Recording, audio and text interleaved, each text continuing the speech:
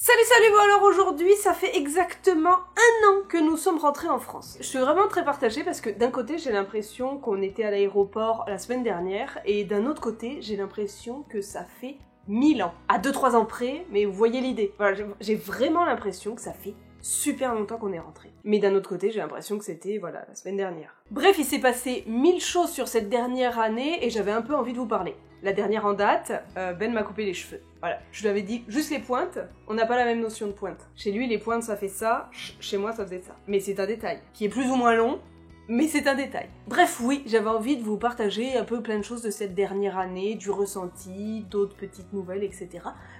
J'avais envie de vous parler aujourd'hui. Alors en premier, on est arrivé avec un Gus pas spécialement en forme à cause de l'avion. Voilà, on peut pas dire qu'il ait kiffé son voyage. Cela dit, moi non plus. Le voir vomir et trembler pendant 12 heures, j'ai pas spécialement aimé ça. Ensuite, on a passé nos 2 premières semaines à Nantes à tenter de trouver un appartement pendant une période quelque peu caniculaire. Je pense que j'ai jamais aussi peu aimé le fait d'être bien habillée qu'à ce moment-là. Parce que visiter des appartements en essayant d'être présentable alors que tu meurs de chaud et que tu sens les gouttes dégouliner comme ça a rien de fun. Mais on se considère quand même vraiment très chanceux d'avoir pu trouver en même pas 2 semaines alors que tout était contre nous. Parce que je le redis, trouver un appartement quand tu reviens de l'étranger, ça a rien de simple. Rien du tout.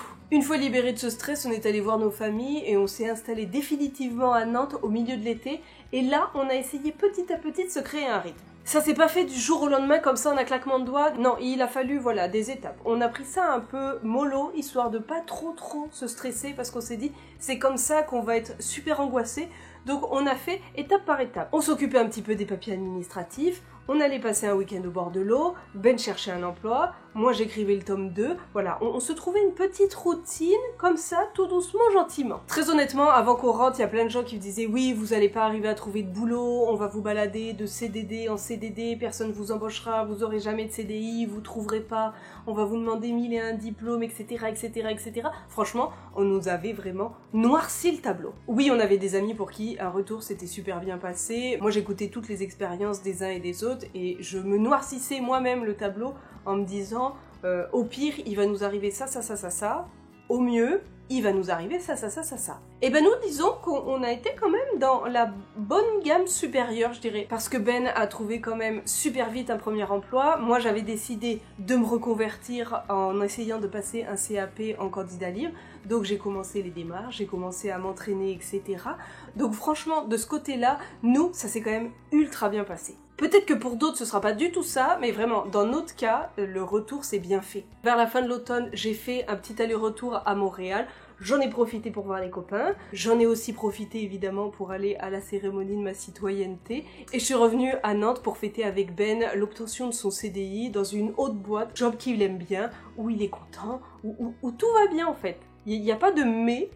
C'est juste ça va bien. Si à ce moment-là l'ombre au tableau c'était notre appart qui était pas super cool, donc on s'est dit faut déménager au lieu de se déprimer dans cet appart. Donc j'ai recommencé à éplucher toutes les annonces que je voyais et on a trouvé celui-ci qui est beaucoup plus grand, beaucoup plus lumineux et donc beaucoup plus agréable au quotidien. Même si j'ai toujours pas accroché de tableau au mur. Ensuite, pour bien commencer l'année, j'ai écrit le tome 3 de Else et Louise. D'ailleurs, si ça vous intéresse, la précommande se termine aujourd'hui.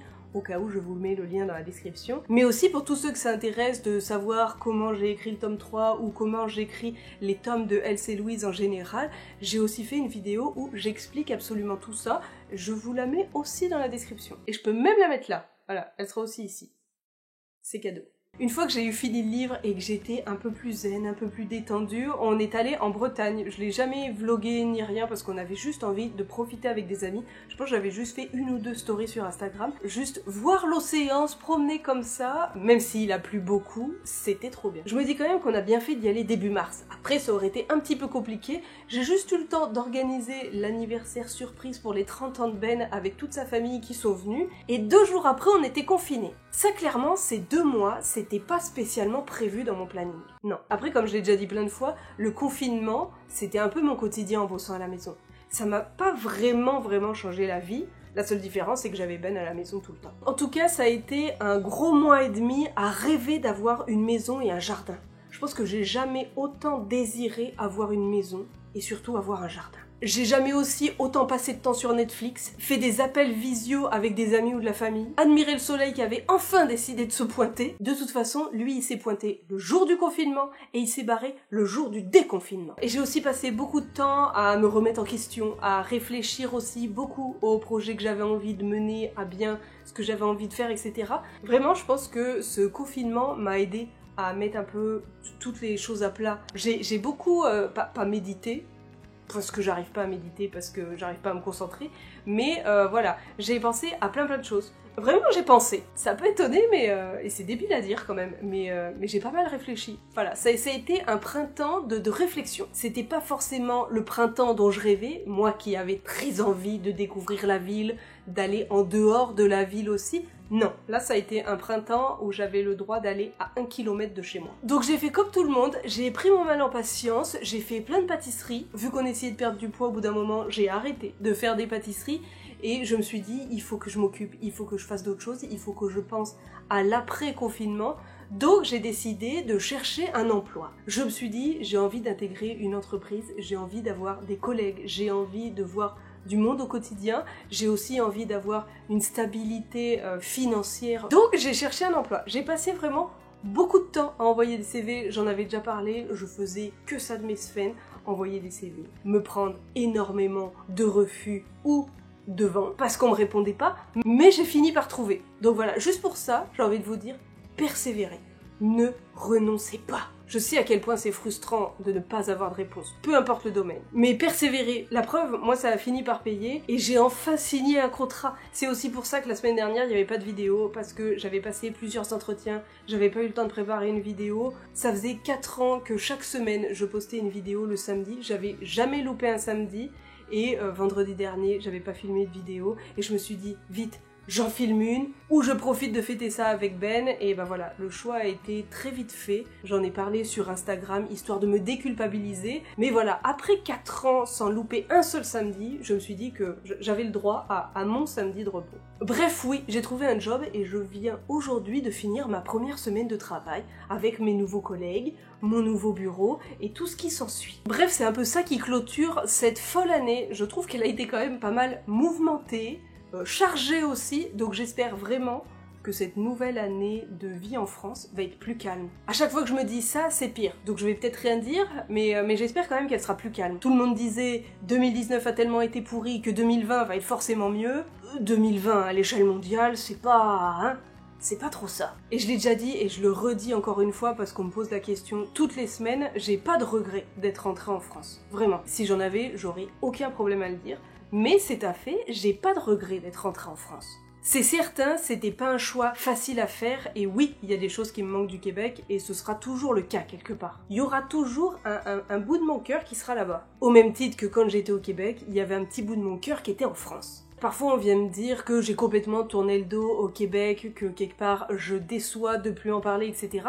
Mais d'une, j'y vis pas en ce moment, donc je vais pas en parler toutes les semaines. Et deuxièmement, dites-vous bien que c'est pas en voyant une vidéo par semaine de 10 minutes que vous connaissez la vie de quelqu'un. Pendant cette année en France, il y a aussi eu des moments de doute, des moments de deuil, des moments de coup de blues, des moments où on aurait clairement eu envie d'être auprès de nos familles.